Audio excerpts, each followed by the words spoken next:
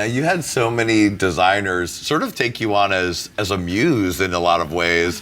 And like we said before the show, you got a lot of free outfits of life, darling. So many. I have seen the pictures of your Louboutin closet, and every person in this room, drag queen or not, is all gagging. Right. So what was the first big fashion moment? I think there were a couple that were kind of like simultaneous, like Vivienne Westwood. I was in the Vivienne Westwood campaign with my ex-husband. We did that together, and that was kind of cool. Yeah. And then she designed my wedding dress.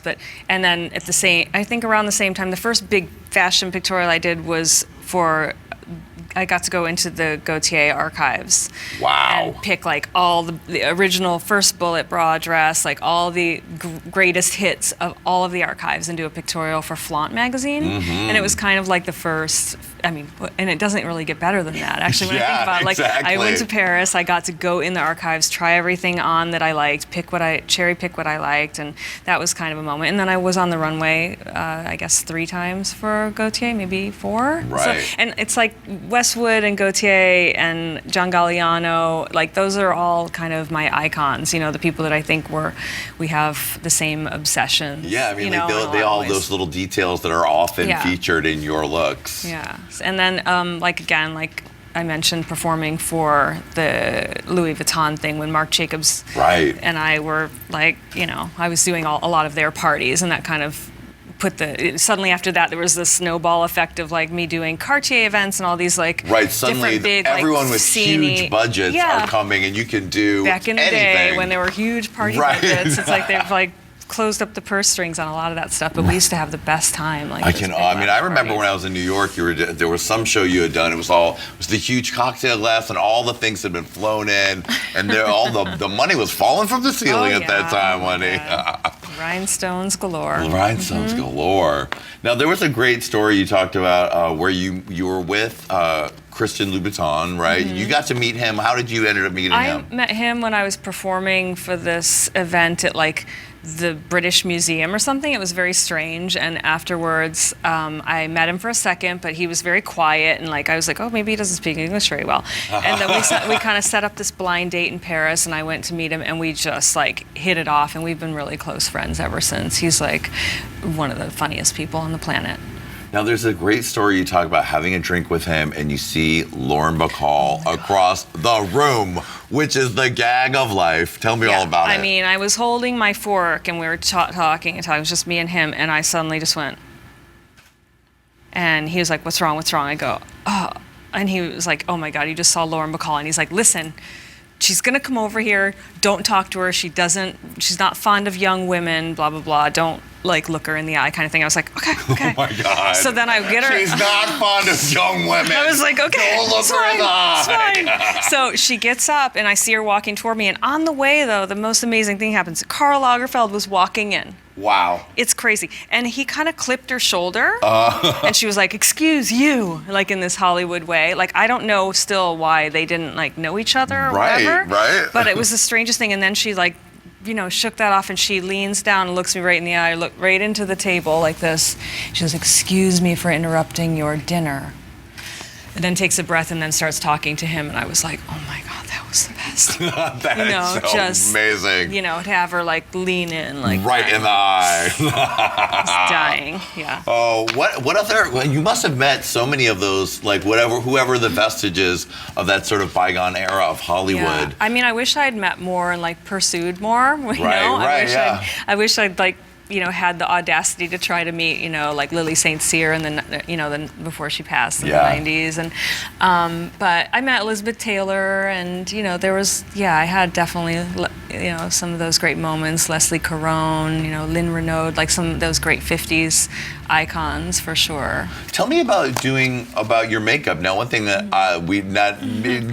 people might not even know is that you do your own makeup a lot of the time. I do, yeah. I did my own makeup today. I brought my wonderful hair guy, his vintage touch, to do my hair. We met. I usually do my own hair, and then it was like he is doing all these like workshops and teaching girls how to do like my hair, and I was like, I need to get him on my team. So, yeah.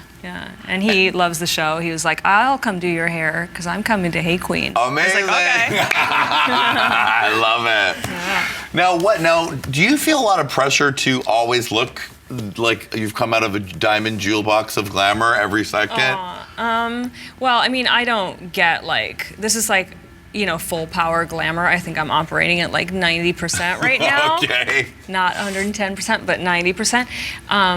But, I mean, always just, I don't wear a ton of makeup every day. It's always like the red lips no matter what. Right. And big sunglasses. Because that will hide any problems you might be having that day. Because like if I go, yesterday I was on my way back from a meeting and I was like, I'd like to stop at the grocery store. And I went in and it was like, some of my friends came in and didn't know that I was there. And they're like, oh, this room is all aflutter because you're in here. And I was pretty dressed up. And so sometimes it's fun to go around like dressed up. But other times it's a little like, I don't need this kind of attention right now. I mean, it is nice to gag the children when you're Dita Von Teese to give them a little something. You have the option. And you never know who you run into. So I believe in like, that's one of the things I write about in my book. It's like, you never know who you're going to see. And we all have that story of like, oh God, I can't believe that person saw me like that. And I just try not to let that happen. Mm-hmm. So. Keep it simple and beautiful no matter what. And big sunglasses will solve a multitude of problems. That's right. Now, do you sometimes feel like you should be like Mariah Carey and carry a huge lighting rig wherever you go? I would. Because I know lighting is you said is one of the secrets of beauty is especially when not you're tons naked. of makeup, but lighting. Oh yeah, because when you're naked, that's like the key. I have good lighting in my house everywhere so that I feel like when I'm naked I'm like, oh, I look good. But the problem is sometimes you stumble into bad lighting. You're like, what? I should never go on stage again. I should never take a selfie. Bad lighting can just kill you. Now, is selfie still your least favorite word, it or have is, you evolved? I'm trying to get into it. You could see that I just used it in a sentence, I mean, I know. Normally, it took me like a while to Well, we're in a new era of I used to be like, a self-portrait with a mobile phone. I only do self-portraits with my mobile phone, darling. Yeah. Please, and only with the best lighting. I like that ring light that people have, like, around it. I mean, we want to carry that ring light over there with us wherever we go. Yes. Now, have you gotten into social media and Instagram, or is that something that's handled for you? No, I do it all myself. I started with Twitter early on, and it changed a lot for me because I think people, a lot of people thought that I had an accent and was from another country. Right. And I loved the mystery of there is a lot of mystery around you, Dita. If you've only seen you in pictures, who knows what she's like. Right.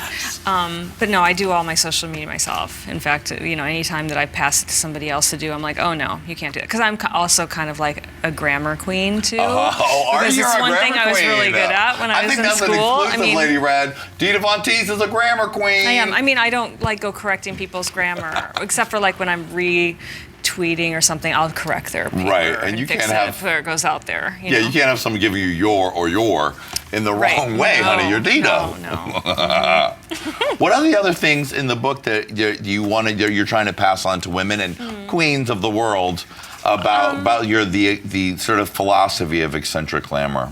Well, I just wanted them to I'm like a glamour evangelist is a term I always like to say. I just want a little bit of it to rub off. Like I might, talk kind of crazy in it sometimes about like glamour and how I feel about it and like the lengths I'll go to, but it's just because it's like, if it just rubs off a little bit on people, I like, for as long as I could remember, I've always surrounded myself with glamour, and it never had anything to do with money, because I remember making my $2.25 an hour, and I would buy like cheap fabric and make these, be like, I want a bed like Marie Antoinette had, and I'd make all the curtains and I'd glue gun it to the ceiling so that I was like, oh, I have a canopy now, Right. So I've always believed that glamour is not to do with, private jets and, that's not the glamour I'm talking about, but there's so much glamour to be had in everyday things and surrounding yourself with things that make you feel good.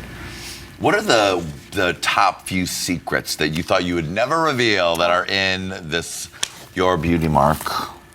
Well, let's see. There's a whole section on like superfluous hair. And if it's one journalist pulled it out, they're like, oh, she talks about like plucking your nipple hairs. And I'm like, well, I'm just saying, like, I'm trying to give you all the, it's hard. You want to give advice to people, but sometimes you can get vilified for it. Because if you're like, oh, what are your beauty secrets? If you say like, oh, I got like, I got Botox, I got this or whatever, then people get really like uptight about it and they use it against you.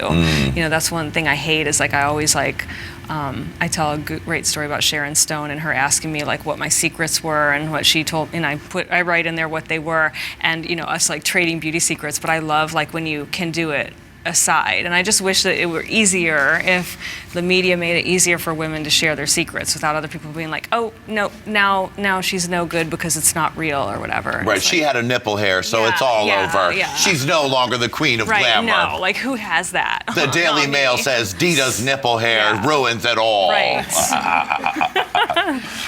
You know what's something so fun that I think that I've read about you is that for Halloween, which for a lot of us who are performers is not our favorite day, but you love to do a normal gal look on Halloween. It's not my favorite day either. I'm just so over it. Like when I was young, I loved it, but now I'm just like, oh. So yeah, it's kind of like my experiment every year, which my friends think is hilarious, and people don't recognize me. I do like take off all the red nail polish and lipstick and do beige, blonde or brown hair, jeans, that whole thing. And no one recognizes me. I lose all my VIP privileges, which is something I don't like. I went to like a Hollywood party and I was like, I'm not doing this at a party like this again because I've lost all my privilege. Nobody wants to talk to me. People are like looking over my shoulder. I was like, it's fun for a minute, but not. And what's the look that you're giving as normal gal? Like a J. Crew sweater? I hate using like a mom jean? Exactly. It's always a different girl. And all year I kind of look for who that girl is. Interesting. This year last year it was a Cubs fan. I was a Cubs fan because my boyfriend's Chicago and he loves the Cubs. And it was like during that whole World Series thing. And I was like, I'm going to be a Cubs fan girl with like, if I were going to the baseball game. What would you wear? Yeah. But you're not shading beauty secrets with Sharon Stone when you're dressed up as the Cubs girl. No, it's you're like this is bullshit. I ain't doing this no more. Some people get upset. They're like, how dare you make fun of us girls? And I'm like, I'm sorry, but you've been making fun of me for decades. So I remember people calling me Dracula when I'd be at the grocery store and making fun. So like, it's just a little jab. I enjoy that. It's just a little cunty touch from darling Dita. People dress up like me for Halloween all the time. Yeah, right, exactly. Yes, you are probably a very popular look for Halloween. People love to go as Dita Von Teese and Marilyn Manson. Oh my gosh. It still happens. And we've been divorced for 10 years, but they still love to be that gothic it's too couple. iconic. When your wedding is photographed by Vogue, it's one of those things where it's going to just be there forever. Yeah. One time I was dressed as the normal girl, and I was sitting there like in my jeans, loving it kind of, because I was like, you can like sit with your legs spread and stuff. It's crazy. And there was a couple dressed like me, and I was like, then they didn't even think twice. You're like, nice outfit, honey. I would have never worn that. I would have never worn it like that. Never, darling. Not at all. One other thing I wanted to chat with you about was when you went and you were the first guest star at Crazy Horse in Paris, which sort of coming from a strip club beginning, that's kind of like the ultimate moment. Yeah, and also it was a place that I'd always loved and was fascinated with from the time I was little. And I first saw like a picture of the Crazy Horse Paris, and I was like, what is this place?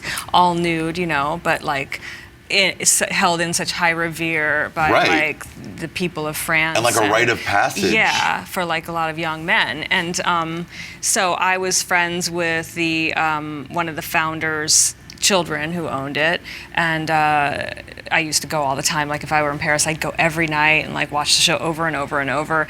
And when they sold the place, the new owners decided they had this idea about bringing me as a guest star, and they'd never done that because they were very strict about like the Crazy Horse. Like the girls have to be a certain height, certain body shape. It's very, very strict, and they'd never done anything like that before. So it was kind of a weird thing because I was going in there and doing rehearsals and stuff, and the girls were very like, who's this bitch coming in here when we work 365 days a year, and who's but at the time it was kind of like losing its luster a little bit and not getting a lot of like, wasn't the cool place it is now where they have like fashion parties and everything. And I, the next day it was like, when we had the opening, all of Paris was there and it was being celebrated, and the girls were like, thank you so much for coming here. Like the ones that were throwing me shade were like, thank you for coming here. Because it was just like this new life brought into it. It became this like fun, hip, cool place again. That's pretty cool. And it was fun. And I was just there, I've been there a few times over the years, and just recently, about a year ago, I was really nervous about coming back because I was like, this is like 10 years later, and the girls are just like, they can be 19 and work there. Like they can be 16 with their parents' permission. It's crazy. Really? And it's, they're very young there, a lot of them. So I was sort of like, oh my gosh, I'm 44 here, like standing, I've got to like stand my own, the pressure. But it was a great experience, and it was just like a reminder of like, I'm not successful because I'm the like prettiest, youngest with the most perfect every body. Right. It's like there's a reason people still want to see me, and that's an important lesson for anybody in entertainment. It's like any people can try to imitate you. They can be the younger version can come along and think that they're you, and it's like it doesn't work like that. They're not the original. Snap the fan, Miss Dita. That's a heck of a fan. I gotta up my fan yes, game. honey. Well, you know what? You need a one to throw shade for those girls at the Halloween. Flap, but well, we can do it. You can do that next time. Yeah, it's different. You know, it still has the name. But I mean, it has the name. It has the fame, darling. So what's next for you? I know you had the Art of the Tease that was you were touring with. Yeah. You have the book. Tour again. There's so much you could do, really. You're the queen of your genre. Well, I have my lingerie line and my stockings collection and all that sort of thing, a gloves collection. I'll go on tour again with the Art of the Tease. We're looking at like the West Coast and Canada and Europe and all that sort of thing. I'm not done yet. I'm ready to keep going. It's just been so much fun. Right. Do you have everything storage? Like, get the cocktail glass from section 1, 5A, B, next to the Gaultier cone bras, next to the 25 cartons of Louboutin shoes, There's darling. so much stuff in there. I was actually like, I have so many different champagne and martini glasses. Right. I was like, hey, Violet, I've got an extra supersized glass. You need to use it, okay? Amazing. I was like, it's triple the size, perfect to scale. That's amazing. Wow. I guess Violet is like living her dream, finally working with you. That's pretty amazing. Oh, well, she's great. I mean, I remember getting a call from Drag Race, and they're like, there's this queen on here that loves you, and can you send a message to her? And I didn't do it because I couldn't find any good lighting. Oh, really? They needed it like that day, and I was like, listen, I cannot find any suitable lighting. Send over a camera crew with some beauty lighting. Right. And they were like, we don't. I was like, okay, it's not getting done. So then I saw her finally, like her performance. I was like, oh, she's nice. She's good. I like to have the good people on my team. Yes, honey. I love it. Well, Dita, thank you so much for being here. You are a delight. Dita Von Teese, everybody. Oh, honey. Lady Red, is this the glamour dreams we all dreamed of? I'm so fulfilled. Well, Dita, let me tell you, not only have you won the hearts of the world, but darling, you snatched a trophy, honey. Yeah! Now, this is normally where we give our guests a lap dance, but you're a very genteel lady. So now you're going to get a striptease. Yes! Yeah! Give it good, Traylino. Do a good job. This lady invented the tease. Traylino, it better be good. And work it good and give it to work. Make it work. Work it out and give it and pull a trick. What comes next? Oh, reveal. Yes, this is very nice. Oh, yeah, my God. Oh, listen. Wow. And what? They're giving. Yeah. Oh, There you go, yeah. Oh, get a little closer. Touching, You right? can feel No Dita if touching. you Not want. touching you. All of that. Wow. Oh, wonderful. Amazing. Take us out with some Thank Black you. Entertainment.